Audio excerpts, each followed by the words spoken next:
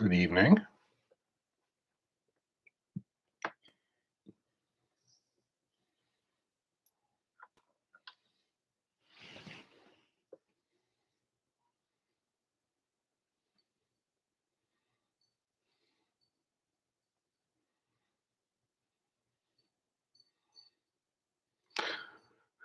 Certainly missed you all over the last couple of weeks.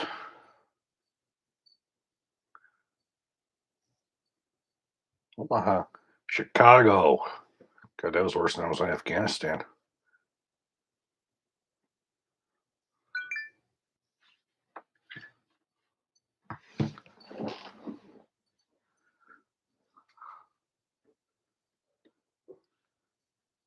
Good evening.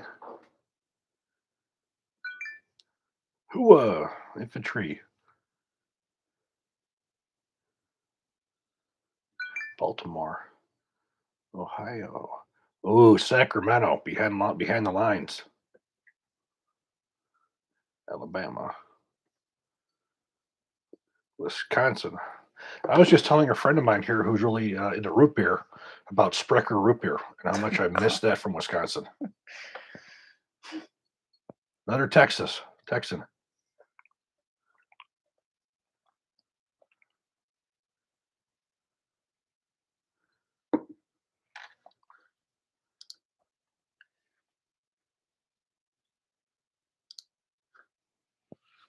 Nebraska.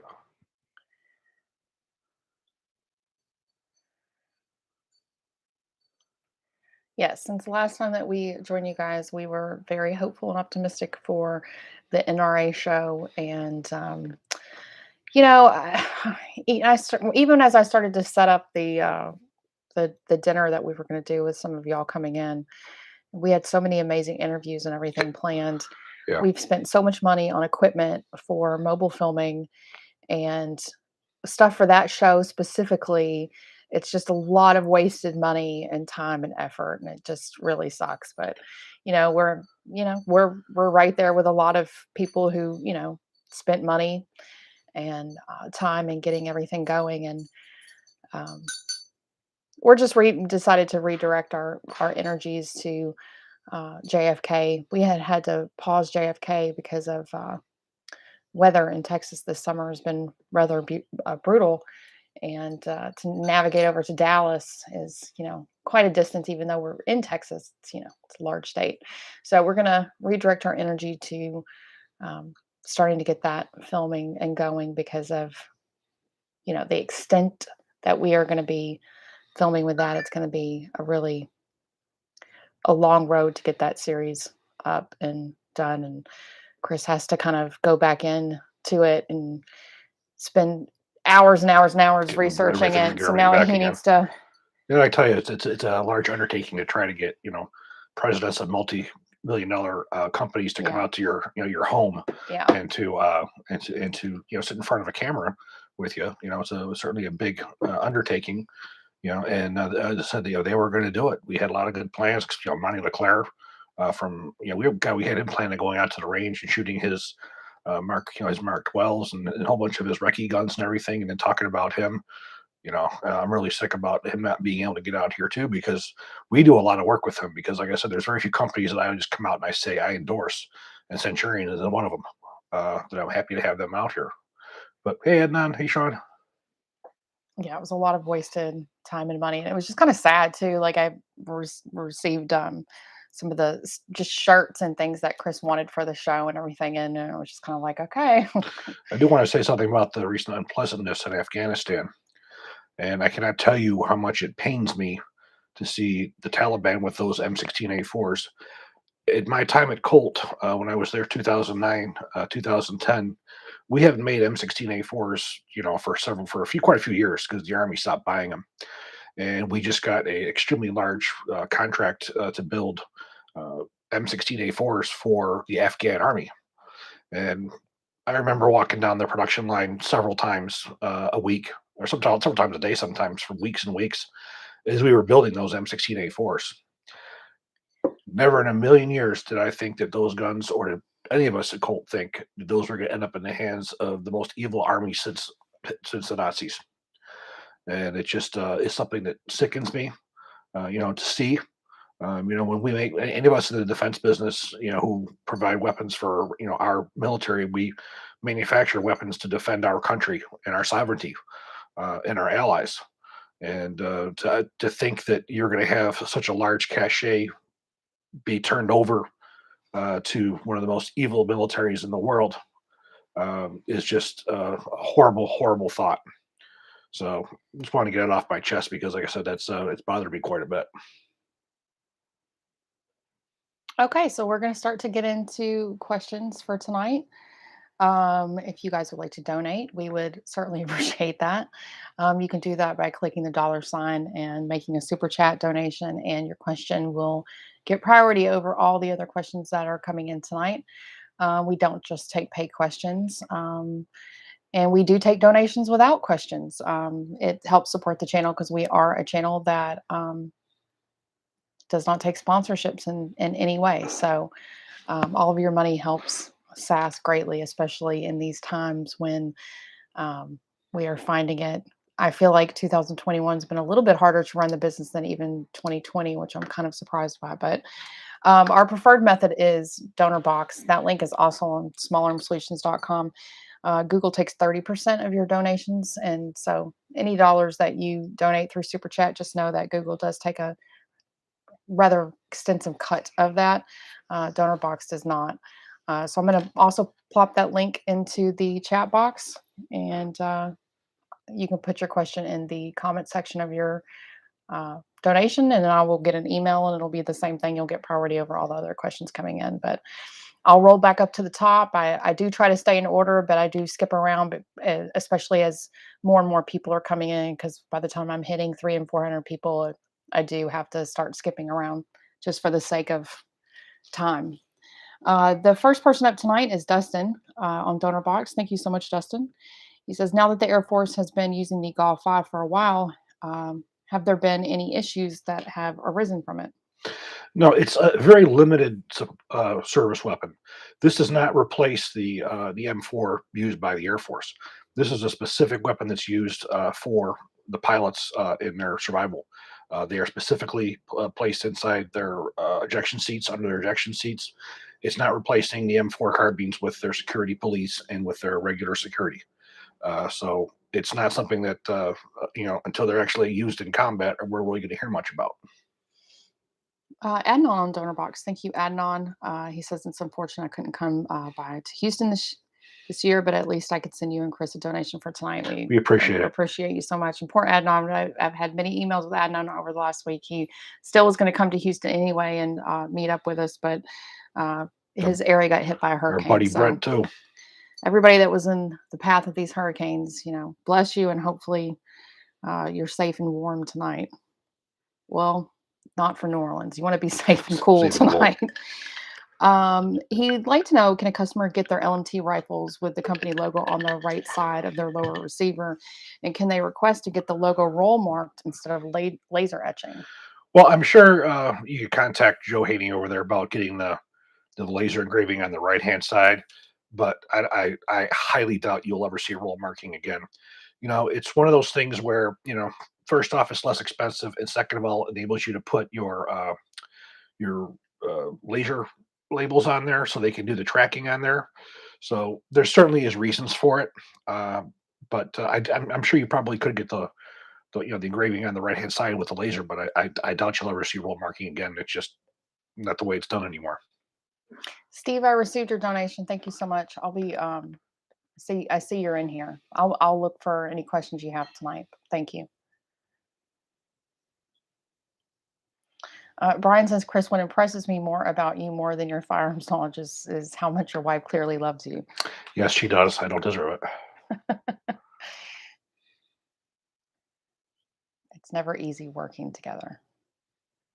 I know she'll tell you that every day is better than the next. Which would last the longest until a part breaks, the Beretta M9 series or the HK USP 940 full size?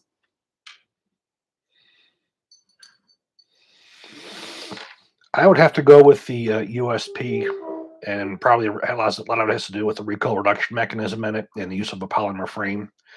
just due to the fact that the recoil reduction systems take significant stress off of the frame, and of course having the polymer that is absorbing shock rather than taking the hits from two solids hitting each other.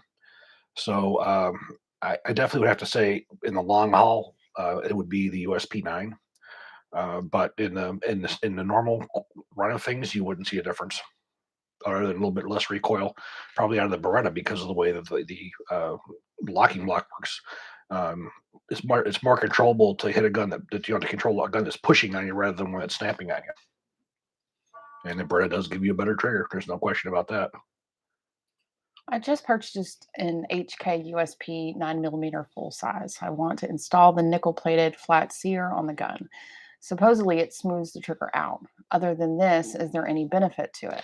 No, the only reason why they put the nickel parts on there is to do corrosion resistance. If you look at the Mark 23, you'll see that all the parts inside there, the pins, everything that's metal, has a proprietary nickel plating on there, and that's to keep it from corroding in salt water.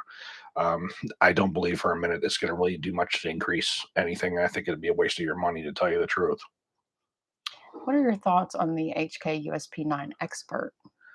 I love the USPs. I've never met a USP that I didn't like. It's certainly longer sight radius, longer barrel. You get a little bit better accuracy because of the sight radius, and a little bit more velocity. Um, as I said, I've never met a USP that I didn't like. I am very fond. Do you have an opinion on the forward controls design enhanced bolt catch? I have several of them. Yes, I do. I followed those guys from a long time ago, back when George was with Battle Arms Development. Um, I'm actually most fond of his Ambi magazine release. He has excellent, the badass sights, the safety system. He has a lot of really really nice products. He's starting to see some OEMs buying that stuff as well. I highly recommend anything that George does. Most of you, here's some interesting knowledge you didn't know. George used to work for Disney. He was one of the, what do you call them, The the Imaginariums? Imaginariums.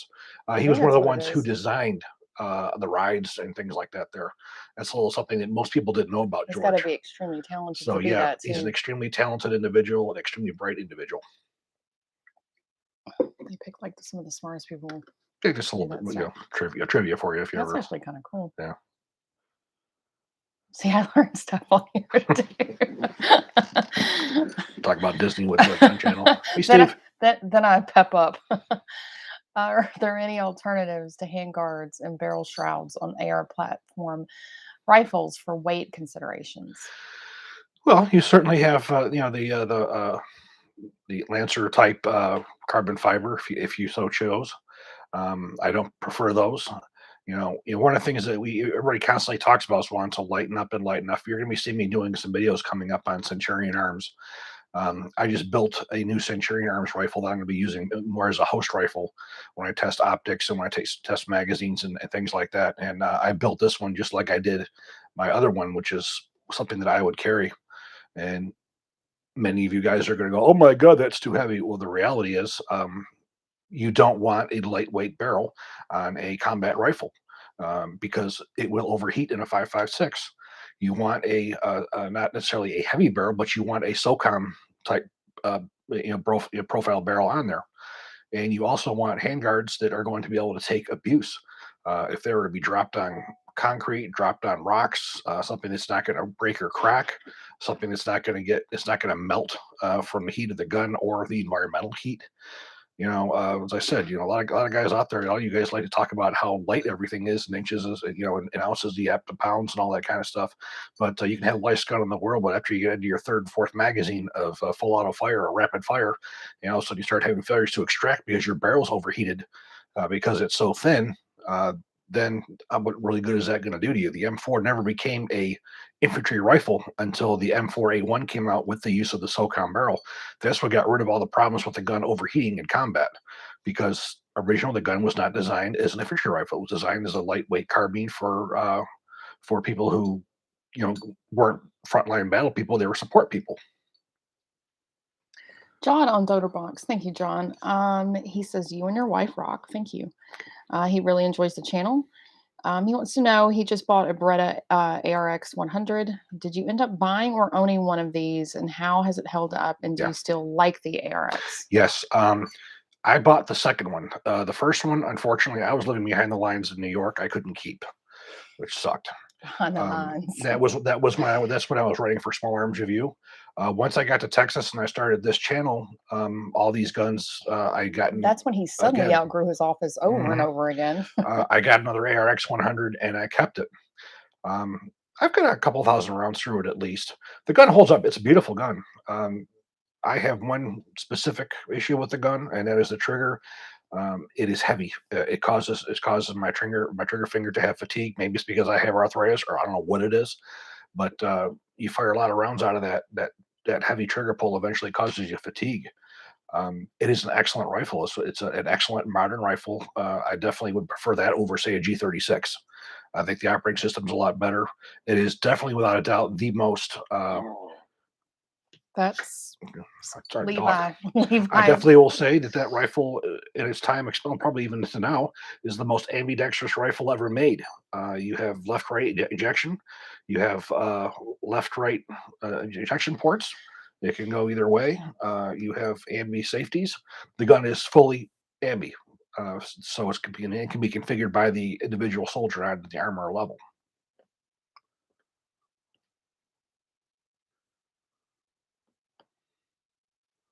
Are Pmag and Hexmag the two top polymer AR-15 magazines in your opinion, and what makes them better than the competitors?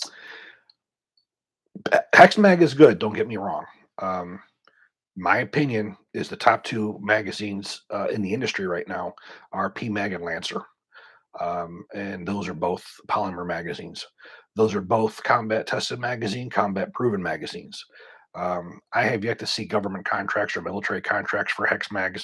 They've not been run through the ringer for military use, like the Pmags and the Lancers have. Um, there's a difference between military grade and commercial grade. And the way you really find that out is when they go through the NATO STANAG testing, environmental testing, and all that kind of stuff. And it's the magazines that get through that. The PMAG has literally made the rifle more reliable. It's given you a constant curve. In fact, the Gen 3 PMAGs that are being used by now have been bought by the Marine Corps.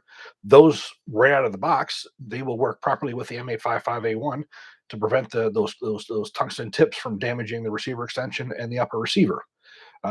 Which they had to develop the enhanced performance magazine to do the same thing.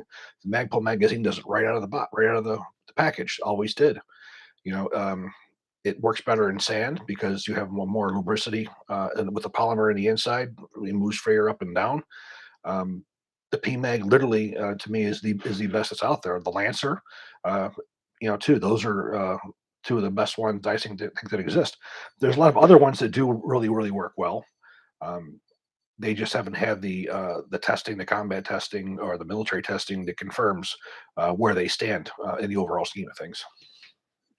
Yes, we have a new person in here tonight, so welcome, Kozak.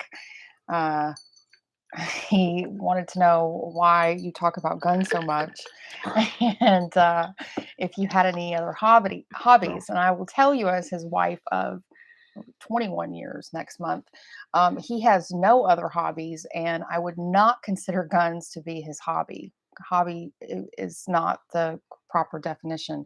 His career is in firearms and has been in firearms his entire life. And I've worked very hard to make sure that I could make a career out of my And hobby. you have a whole video called "Who is Chris Bartacci" that you can go watch, and that will give you the synopsis of his career and the fact that he is a gun author. He was a forensic scientist for over 10 years, and he's worked for all the top manufacturers in the country, and he's traveled all over the world. And I've never seen anyone have to have pages sewn into their passport, but this man has had pages sewn into his passport because he's been all over the world. So it is definitely not a hobby, it is a career, and Life. no other YouTuber can really. That's just my opinion. No other YouTuber is going to come and have the resume that you have, but I'm his wife, so I can say that. Kevin on Donor Box. Thank you, Kevin. He says, have others also been having issues with contacting Evolution One Mayhem Syndicate about orders that have been placed. Is the company still in business? No idea. You would be surprised, those of you who haven't tried, how many companies out there that you try to call and they put answering machines on immediately that you can't even talk to them. Um, I constantly am trying to get new guns to bring to you guys to do review and new products.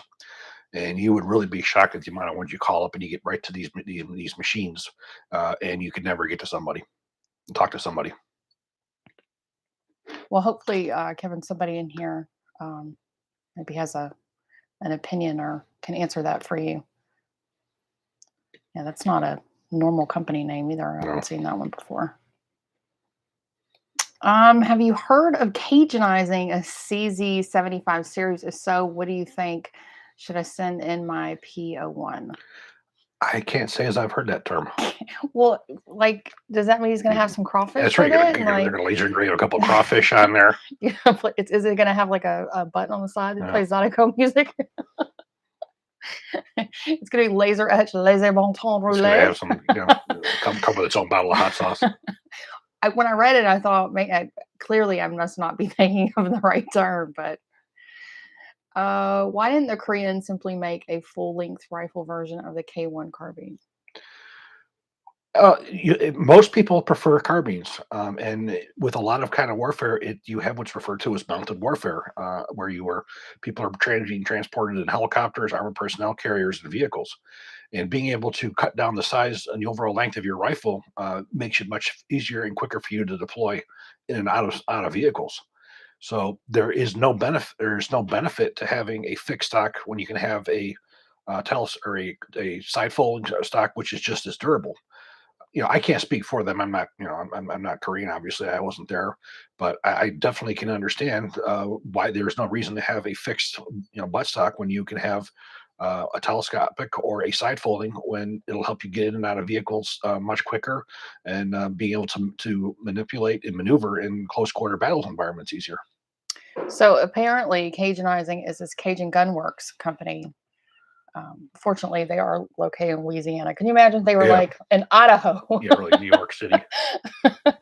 But I guess they specialize in doing CZs. Oh, cool. Oh, that's new. That's new to me. I like the alligator that's shooting in their logo.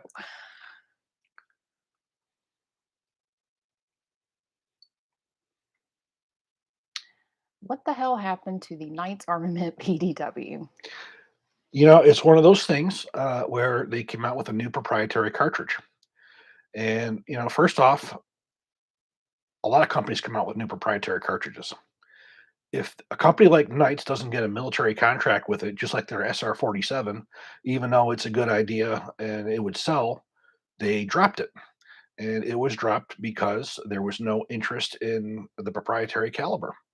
And within the military, and Knights is not necessarily a company that really will do something like that for the commercial market. They're looking for a large military contract, and that was really the same with their SR-47, which a lot of us think that was foolish of them not to come out with their own SR-47. Granted, the rifle did have its fair share of issues, but they I believe solely that's what it is, because what it would have cost to get somebody online with making that ammunition for that specific gun. And of course, any of you guys who are familiar with the prices of nice armament guns, how many are you going to sell to support ammunition costs at those prices? It's not going to happen. Abraham on Donnerbox. Thank you, Abraham. He says that we answered all of his questions for him. I'm glad that we were able to do that. We try. As someone who didn't grow up with guns, this channel is immensely helpful. I recently purchased a BRN 180 and have seen people say the handguard gets hot compared to an AR-15. How hot does the handguard get, and what is the best method to mitigate this? Gloves, rail wrap, M-lock rail covers. Well, there is a wrap that you can get from Manta. We do have a 20% off of that, of everything that you can get on there, but it basically is a wrap that goes all the way around it. It uses that special material. And that is the best thing that's available anywhere in the world to mitigate that heat. Also, you can go with the M-lock rail protectors. Those work quite well as well. The only thing that you may find negative is they could be too narrow for you. You still might get your hands in between them. If not that, I like the Magpul covers. They're quite large. I think they're the Type 2s. Those work out well. And if all else fails, a vertical pistol grip to keep your hands off of it. And they are correct. I've done a lot of shooting with a BRN 180, and that sucker does get hot. Uh, so gloves also will help, but I definitely recommend you putting a good type of a rail protector on there. And that wrap that Manta offers probably would be one of your best bets. And I plugged the code in because our code recently changed from Manta because they had some computer glitch and they couldn't use it anymore. So it's BAR20, and it's 20% off the entire website of Manta. Chris has been working with it's Frank over there, right? Frank Where? at Manta. Oh yeah, Frank forever. Frank. Like, yeah, I just wanted to get his name right. He's been working over there with him for even before we had SAS. Oh yeah. And yeah, we've had a few places that wanted us to look at covers that weren't as good. We won't say who they are, and wanted to offer us a code for that. And we said, thank you, but no thank you. Yeah, Manta's his favorite by far. Yeah. You've tried gloves before too. I don't think you really ever really. No, I did have to use gloves a little bit more because I do a lot of suppressor shooting now, and so many suppressors will come loose, so you have to regularly tighten those back down. So I'm tending to wear gloves not so much because of the heat of the firearm, but being able to tighten the barrels. Sorry, tighten the suppressors. What do you think about Anderson stripped lowers for a serious use build? Quite frankly, as long as the receiver is made properly, it doesn't matter. It's not a part that's under a lot of stress. As long as you assemble it and everything is drilled properly, it's no better or worse than anybody else's that's out there. You just don't pay for the name. It's going to be a bare bones. So if you don't want all the AMI features and all that whatnot, it's fine. I got to be honest with you. I've never used one. I've never even seen one up close, but I have had opportunity to look at a lot of different receivers, and very rarely do I find any that are bad. And generally, those, if they are, they're made by somebody who's not using any kind of mil spec type reject type forgings, or they don't know how to program their CNC machines, and something's out of line properly. Do you agree that M855 is the worst ammo to buy? For a service rifle, yes. Machine gun for like an M249, it's an excellent round, where you do have the extra penetrating, and of course the M855A1 is certainly much better than it if we had a gun that would shoot it. But that round, if you put it in a nice, good quality AR or really good quality semi-auto military rifle, you will not get the performance for accuracy that the gun is capable. That ammunition, lot by lot, changes for accuracy. A lot of flyers, just due to its construction. For as far as internal performance, due to the way it's manufactured, it's very inconsistent on how it performs and how it yaws. It varies from lot to lot. I'm not a fan of the ammunition. Like I said, a lot of you guys, they want to spend extra money because it was U.S. military issue. No, that ammunition's caused more problems than it's helped with the regular service rifles. I'm going to read this question and grab some water. Do you want tea? Sure. Okay. What are your thoughts on Turkish semi-auto shotguns, specifically the VR80 and similar shotguns? Thanks for your awesome content, and take care. The only one that I have had any firsthand experience with was the American Tactical Bulldog. And it's quite nice. There's a lot of them out there that I would like to get my hands on. I've been to Turkey. I've been to Sarsılmaz, to their factory out there. I do have some experience with the Turkish company. They do good work over there. They make good ammunition over there. Unfortunately, just due to the fact that I haven't had an opportunity to get them, they don't have an actual factory here. They just go through distributors. And when I get guns for review, I have to generally go through manufacturers. And if there's no manufacturer for me to get the guns from, I can't get them, because you're not going to get them through a distributor. They're not going to loan you guns for T&E. And of course, we're not in a position where we can go out and buy guns for review. Hopefully, at some point, we will be that way. But right now, we're not. Let's see. Oh, she's coming right back to get right back to it. She's I'm not sure where she's at on here, so I don't want to mess up her spot. Yeah. Thank you. Even waitress too. Mike on Donor Box. Thank you so much, Mike. He said, just to thank you for the content and upholding the grand old school of taking care of business. Very nice to see you on Thank you tonight. very much. We appreciate it. Thank you so much.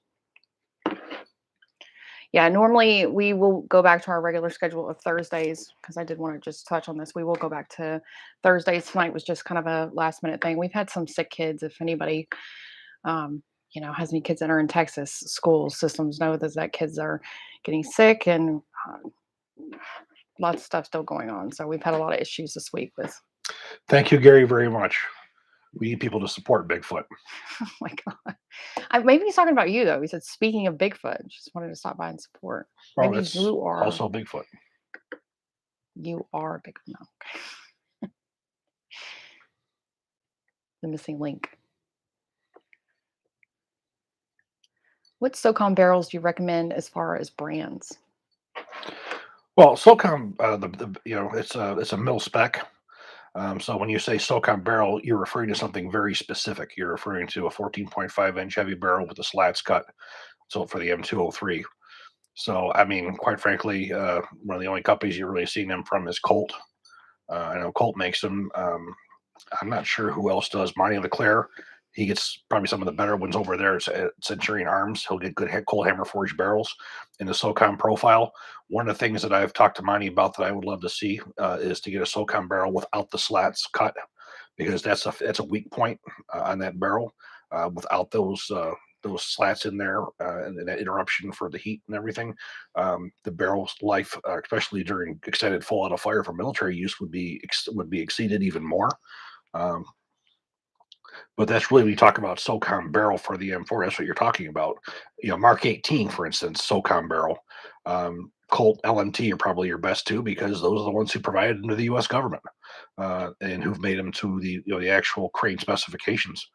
However, Monty over at Centurion, he has for you the exact barrel, but instead of being a standard, it's a Colt Hammer forged chrome line, which gives you the best of all worlds.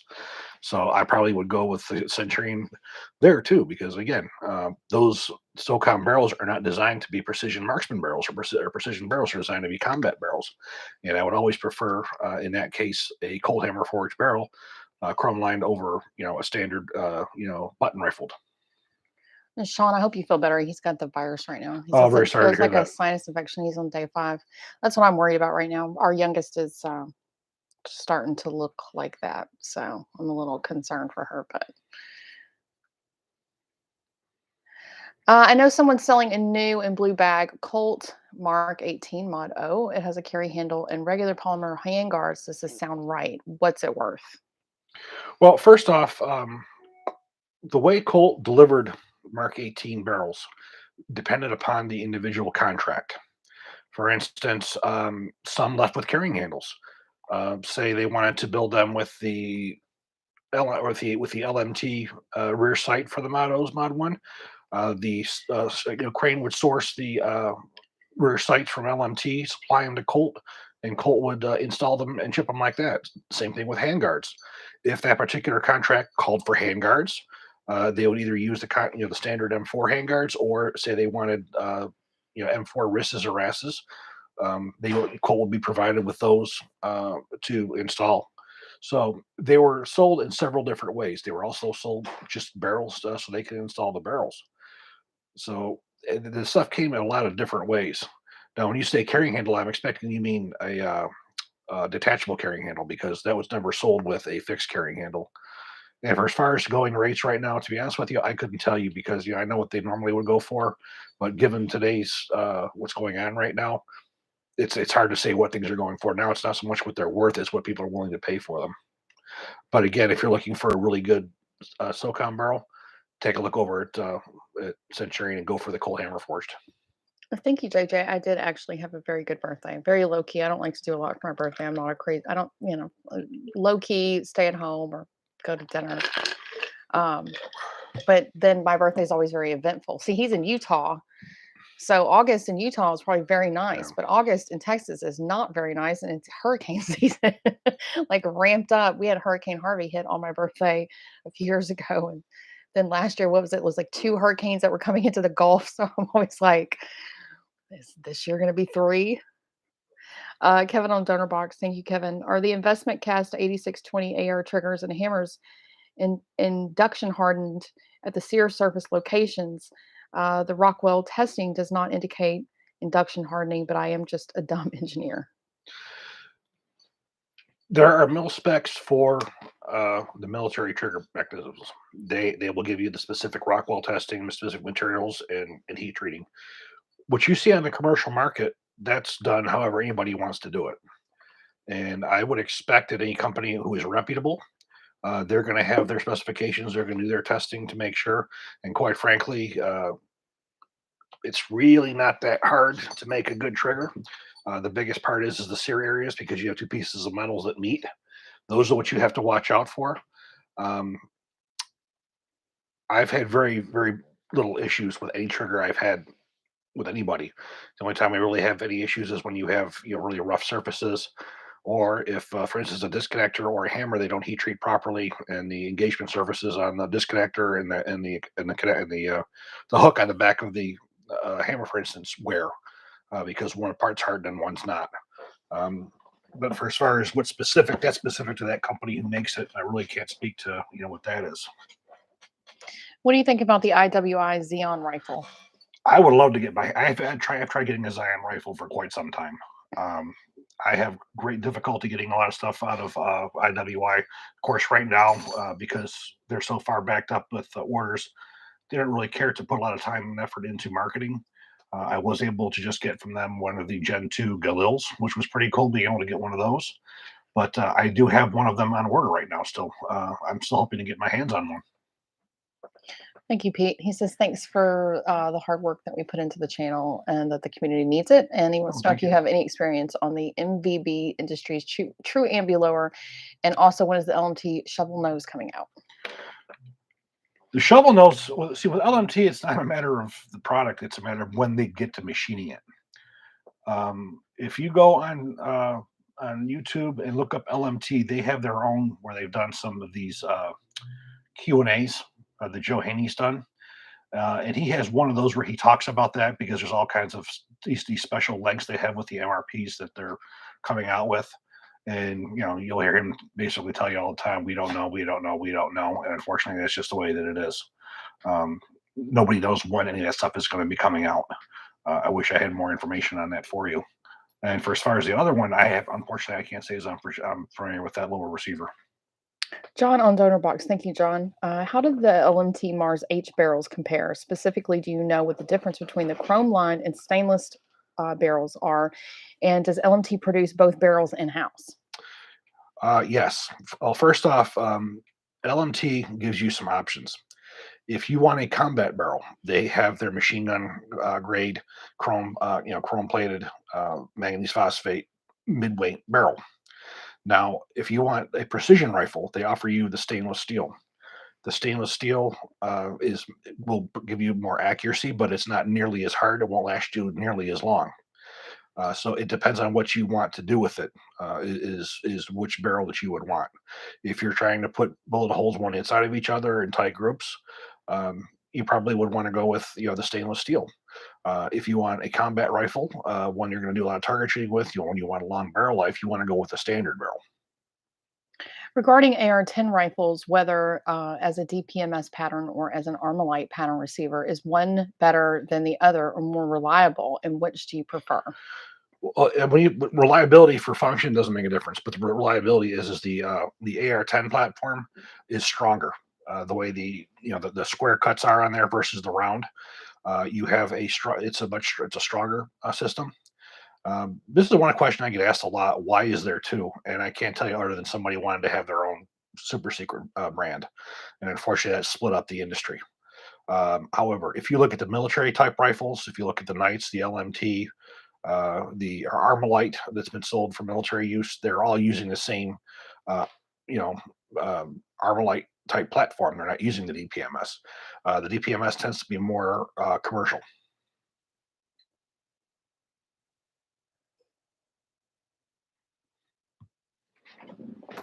I do want to go over a couple things with you guys. Something I'm a little bit excited about now that we got most of y'all in there. As many of you guys know, I do a lot of work with Mario Clara. I really love what he does there. And we're doing a thing with him because he's got a lot of old stock that he's trying to get rid of. And I told him, well, if you got stuff laying around, let us know, and we'll let people know, and give you guys what the prices are, and you guys can go there and buy them. So I have two products that I want to talk to you about that he has available on his site right now. And then there's a product that I had developed and I've gotten money to produce, and I'd like to explain that to you guys as well. But first, he has some special handguards. These are the C4 rails, the 9-inch. That's also the 9-inch and the 10-inch. These were a custom run that he had for a military specific unit that didn't want the QD cuts in the front. So this was a special run that he did. So he has some overruns for this military contract. And he's got these discounted by 20% for like 184 bucks. Yeah, you're gonna have to hold them up so you These can actually see are them in the camera. beautiful Militator 1913 rail handguards. And they come in those two different lengths. So it's 20% off. And if you use our code SAS10, you go right in their page and you'll see it. Another one. But if you use our code SAS10, that takes 10% off. Yes. So you have to use that code to get an additional 10% off of your purchase. Yes. Of these things. Then there's some other blems, and this is his new M-Lock CMR rail. Now this is the 9 to 15 inch, and he's got these for percentage off as well for 220. He probably has these in some different colors too, but these are ones that he's got laying around that he wants to liquidate. So he has some more room to make some new products. So I would encourage you to use our code, go on his webpage, the opening page, you'll see those parts on there. And now I want to talk to you about a part that I had worked with him on. Now, a lot of you guys have 9mm PCCs that utilize Colt trigger groups. Well, one of the problems that we had seen over the years, especially at Colt, because Colt never, they never we really are going to make a fixed video on this Yes. too, so let's not spend too much time doing it because we Yes. are going to do a video this weekend on it. Okay. One of the issue that comes up is the rate of fire is so heavy on the 9mm that it slaps the hammer down, and the back of the hammer hits the top of the disconnector. And that does a few things. One thing, it causes peening and damages the integrity of the disconnector, which will eventually cause it to break. The next thing it does is it causes damage because of the vibrations. It gives you trigger slap. The other thing that it does is it causes you problems with your hammer pin breaking. So I got with him and I said, I want to develop a new hammer. If you notice this new hammer, there's no back on here. Without having the back on there, you eliminate all of those things. Now, with any of you guys who have 9mm Colt pattern type rifles or any pistol caliber type rifle, I highly suggest you take a look at this part. You can see this on their webpage as well. And we're going to do a video on it, Chris. Yes. You're going to take away from people being able to ask questions, and that's what we're doing right now. Okay. So MSRP $35, and you'll see that in their webpage as well. But we're going to get a little bit more into it in a video coming up. We're going to get a lot into it, and he's going to go over the whole thing and all that. He's excited about it. He wanted to show you, and but we can't give you all the details in it right now. But we do have codes for Centurion that is in the description box. Because there's 3 separate codes. We have a code that's for complete rifles. We have a separate code that's for uppers and lowers, and then we have a code that's for everything else. So that 10% code will be able to be used on these triggers and these other items that are on sale. So, and that's the Centurion website. Somebody's been asking about that, but we will have a series of videos on these different parts that will be available from Centurion, and one that's specific to this trigger that he has helped Monty develop and come up with. So that should be. We have many of these products over the next several months that we're going to be introducing you a little bit at a time of all these different products that he has available for you at these discounted prices. The website is Centurion. CenturionArms.com.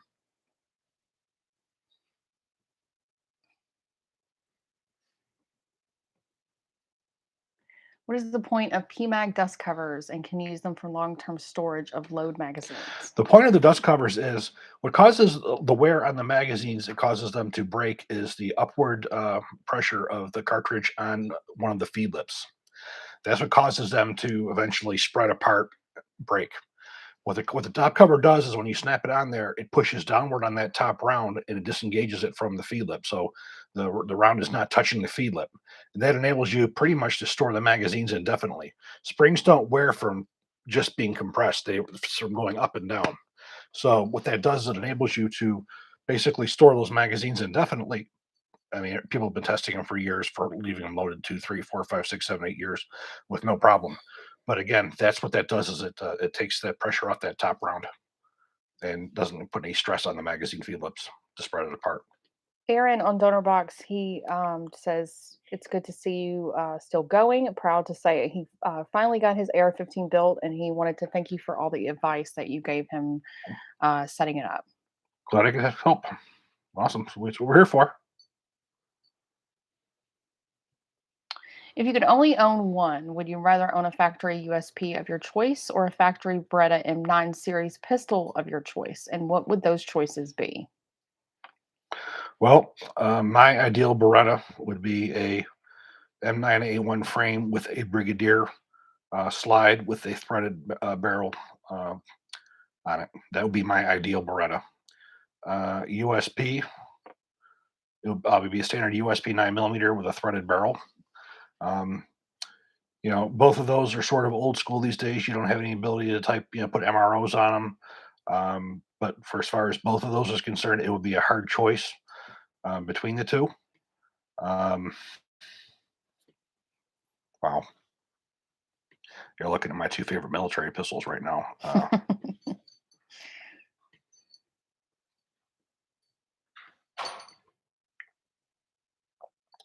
Well, I guess I'll say the Beretta. I don't see a lot of difference, especially with the Brigadier slide on there as far as durability is concerned with the new locking block. What I like is the chrome plated barrel, and I do like the fact that you have that direct feed where you don't really have to rely on a ramp too much. I do like that. I do like the recoil that it puts out because it uses the facilitating block rather than the Browning linkless, where you have more of a pushback than a snap. And there's undoubtedly the trigger on the Beretta is a lot nicer. So I guess that would be my custom Beretta. I'm looking at a quality 1911 or the SIG P210. What's your opinion? Dude, you're asking the wrong guy. I'm not a 1911 fan. The P210 is a beautiful pistol. I'm sure there's people on this here who are far more 1911 people that can give you, to me a 1911, an 8-shot or a 7-shot single action gun to me is just not practical. There's just better options these days for carry guns as well as combat guns. So it's really hard for me to take a look at these and see. I'll tell you this. I reviewed a lot of the SIG 1911s. I reviewed some of the American tactical ones. I like the SIG ones. The SIGs are very, very well made. The Colts these days, I think you're just paying for the name. You're not getting the quality like you did in the years past. But again, I think I'd probably really put that to somebody who's more of a 1911 aficionado. There's some questions about when and if you think these prices on ammo are going to come down. Well, ammunition is starting to become available. I went into a gun shop not too long ago. You're starting to see it come through. The thing is, right now, distributors are getting it in. It's going to the large stores first. People who have the largest buying ability first. So they're the ones who are being taken care of first. So you are seeing it become more available. The price of it's up to the dealers when it comes to them, because the price of the ammunition has not really gone up at all from the manufacturers to the distributors to the dealers. It's the dealers who are jacking these prices up. So until they decide they're going to drop them back down because they feel that it's not commanding that price anymore, you're going to pay those inflated prices. You do go on to Brownells and places like that, you will start seeing ammunitions available, and they're not price gouging you over at Brownells. So I would definitely recommend, we have a code for them as well. Go check them out, and you will start seeing some ammunition at Brownells as well. It's not going to have to give up your firstborn for a box. For who? Brownells. We don't have a code for Brownells. Oh, we have a, what do you call it? We have a what?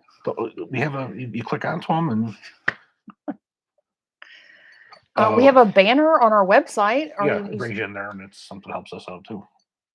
Okay, you might. Yeah, you'll have to explain that to them because you're telling them that there's a code for. She'll explain it to you. She does that stuff. I get You Brownells could codes just all the go, time. we don't have any Brownells codes. Okay. Chris gets a little confused when it comes to the business side of, of how things work. Clearly, he's not as technology savvy. Okay. We don't have a code for Brownells. We're nothing like that. If you go to smallarmsolutions.com and you see a banner ad, you click that banner ad and it takes you to Brownells. We would receive 3% commission on whatever you would That's what it purchase. was. Okay. But yeah, we don't have any That codes supports us. for that. But I need to be quiet when it comes to these things. it's just funny. This gentleman has a question regarding the arms number 22 rings. Mm-hmm. What would be the correct height on these, or were all heights used? It really would depend. Most of the time, it was the mediums. If you use the lows, the Mark 12s, everything they had backup sights on the rear, and back in those days, the backup sights were not nearly as micro as they are right now. So generally, a medium and a high would be used depending on which backup sights that you had. Ooh, he says Brownells has dropped LMT. I don't know if they've been dropped, No, they they just don't don't have have any. products. Yeah, they don't have anything. Nobody's got anything I really know of somebody said LMT. something about Centurion's always out of stock, but it's like everybody's out of stock. Everybody's the same thing. I talk to these manufacturers all the time who they can't get barrels, so they can't get guns out. So It it's just across the board. affects everything. Like, part of our main component of our business is making commissions, and YouTube doesn't allow you to link to any place that sells guns or ammo, and then you used to could be able to link them on Facebook, but I don't even do that anymore just because there's nothing ever in stock to link, and so we don't make anything on commissions anymore. Well, I It can't all verify. trickles down. I can't verify they've dropped LMT. I know that when LMT was able to provide them with things, it worked out quite well for both companies. But I don't know. But like I said, you look at any of LMT's distributors and see if you can find anything, and probably chances are you're not going to. Kevin on Donor Box, thank you, Kevin. When Glock slides are refinished as part of a rebuild or after milling, what finish is applied? Uh, is it ferritic nitrocarbonizing and PVD coatings can only be done once on the parent metal, so the refinishing method cannot be one of those. No, the refinishing. If you go back in time, you refer to the tenifer finish. The tenifer finish is not your external finish. The tenifer is what protects. It's the corrosion resistance. It's basically impregnated into the metal. And then you would have like the NDLC or whatever they're using at the current time. There's several ones they've used over the years, which is basically just your external finish. That's what they're putting on there is the external finish, not the super secret stuff that is corrosion resistant. It's just the external finish. Wondering if you could explain how flash hiders work. I see everything from simple cones to elaborate bird cages, but I have no idea how they actually work. Well, basically, what it does is it spreads out the flames, so it allows it to escape in different directions rather than have it all come out at once as a big poof. When you look at different shapes, for instance, traditionally, your best shapes are going to be your prongs, where there's 3 or 4 prongs. So if you look at like the vortex in one similar to the vortex, those are the ones that work best for flash inhibiting. But there's also other issues that go into that too. It's your ammunition. If you use a military ammunition has flash inhibitors in it as well. So you have a combination of the flash inhibitors and the flash suppressor, which gives you a very light spark, which you're going to see. And also barrel length makes a difference too. I mean, the shorter barrel length you go, the less powder that you burn. So that makes a difference. There's a lot of things that go into it. Then you look into things like birdcage flash suppressors work quite well, not as well as the prongs. They were changed for the most part because they were used to open up CRAT, crates and during the Vietnam War, and that would cause them to bend the barrels and such. But also, they would snag on vegetations that when you were in jungles and things, so they got rid of them like that. So then they turned the flash suppressors into a compensator, which when they started having battles in the desert, when you have the open prongs and you're in the prone position, that muzzle blast going down would blow up sand in front of your face, and that would keep you from being able to see what's in front of you. So now we went from a flash suppressor to a compensator. And what that does is flash and compensation to avoid the muzzle blast, but it doesn't do either one very well. But it does do each of them better than not having either one of them. So then we go to muzzle brakes. Muzzle brakes, the sole purpose of that is to affect recoil and muzzle lifting, muzzle rise, and that directs your gas out to the sides and up, and that's what keeps the muzzle down. Problem with that is you start dealing with noise enhancement. Now, there's a video that's out there. I'm trying to remember what it was. There's a guy who basically did a study on like 20 or 30 different flash suppressors, and he did high speed cameras. We did that in forensics. We were asked about muzzle flash. You go into a dark room, you'd have a camera, you would leave the shutter open, you would fire, and they would get the full muzzle blast, so you could see how much there was for as far as fire is concerned. He does that same kind of a thing where you can actually see the differences from flash hiders. I would definitely recommend that you go take a look at that. But there's a lot that go into it. It's the design of the flash suppressor. It's the ammunition if it uses inhibitors. It's the barrel length, considering how much pressure, or I'm sorry, how much powder is burned. Obviously, the longer the barrel, the more powder you're going to burn, the better the flash suppressor is going to work. You start going to 10-inch barrels. You start going down to the shorter barrels. Nothing you're going to put on there is going to take care of it because you have so much unburned powder exiting the muzzle. I love all the hand. I'm Italian. What can I say? Well, and then was Edward said there's nothing better than watching him talk about something he's excited about. Well, you understand what I'm talking about. Use, whatever. I say the same thing, Edward, when we're filming.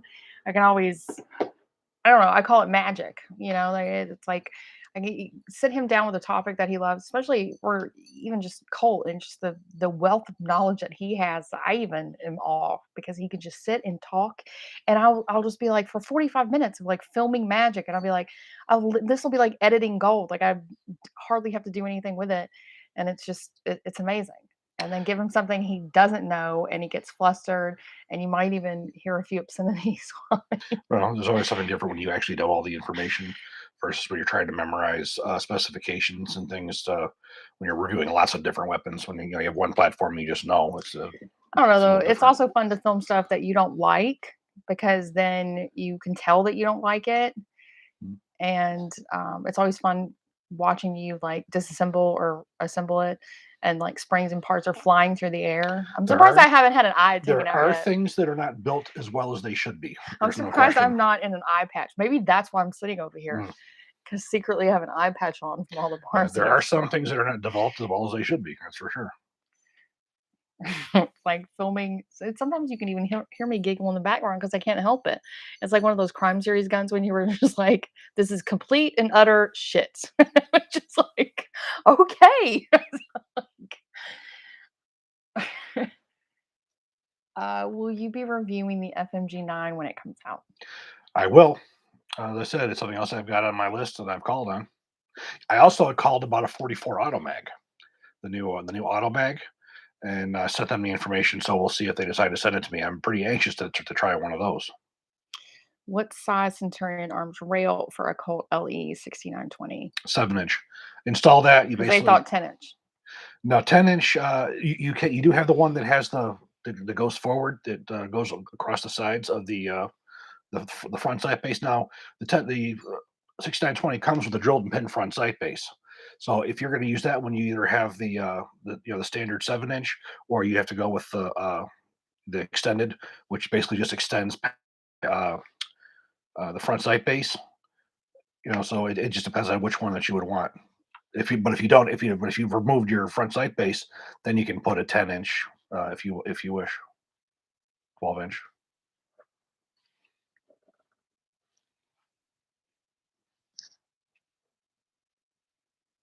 Which would you personally choose, the M4A1 or the C8 SFW?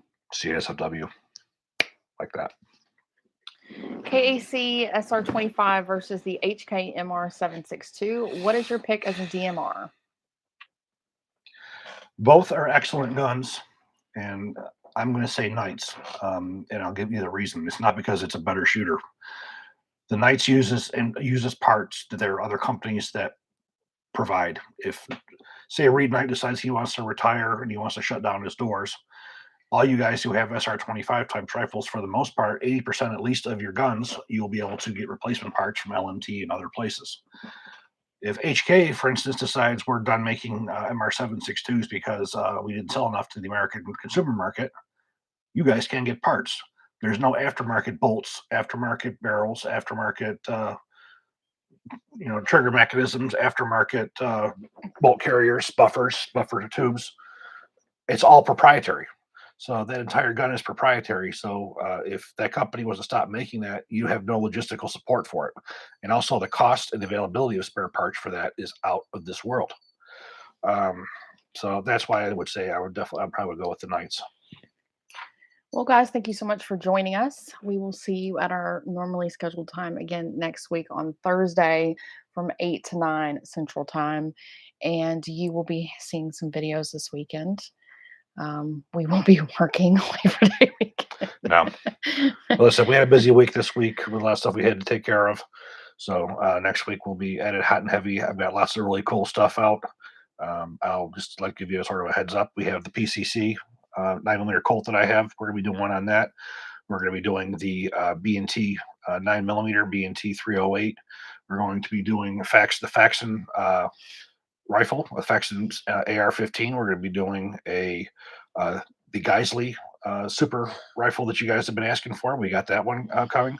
We're going to do your comparison you guys have been asking for as far as the Bren 2 and the Scar. So essentially what he's saying is that that Heather needs a lot of caffeine because she's going to need it to be able to edit all these videos and film them. We got lots of stuff that's coming. But we will, unfortunate with the NRA show, but we will still be having some videos that will be going over these products that, we had intended to do with Monty from Centurion, and he will have a dedicated video on some of the parts that are available, and the additional discount codes you'll be able to use on top of the discounts that are already there, and this trigger that he has developed with Monty. So Hammer. Hammer. Who knows? A trigger could be next. We'll go into much more in depth on it, but much more in depth, and if Chris had any part in it, it's going to be really good. So, and those rails we discussed are available, so you can go in there and get them. That stuff is available, and it's exciting because you can also then double stack and put SAS 10 with it and get an additional 10% off your purchase, in addition to the what I believe 20% off that's already there. So, parts are scarce, but we're happy that we were able to team up with Centurion and bring some stuff over to you guys. Yeah, I use his stuff like crazy. I love his gear. He's an awesome guy. Like I said, I can't tell you how sad I am that we don't have him here. In fact, it was supposed to be Monday. It's supposed to be this Monday coming up. Yep. That he was supposed to be here. So I'm still going to work on him. I'm still going to try to get him to come out here and see me. It takes a lot for a guy who's as busy as him to, get on a plane and come out to Texas. Or we'll have to pack up our gear and go to him. Yeah. So, which might be cool too. Get a factory tour that's like, you guys will love him. He's really an awesome guy. The guy's a true hero. He's served Afghanistan, Iraq. I'd love to have him talk to you guys about his time at Crane in small arms development, so you can hear from the real person about what really happens versus you heard from so and so and so and so at the gun club and everything. You're gonna get it straight from the guy who actually was there and did it, and why he's designed his parts the way that he did. The story's fascinating. That's it. I just think the world of the guy. So, but we're gonna continue working on him. Yes, and thank you, Gort. It's a good reminder as you guys are leaving. Make sure to hit the like button. It's free and easy and helps the channel. And please consider becoming part of our Patreon family. I know times are rough. We're seeing some decreases in that. That's really what helps keep us going is our Patreon supporters. So please consider becoming part of our Patreon family. Thanks, guys. Have a good night. Good night, Adnan.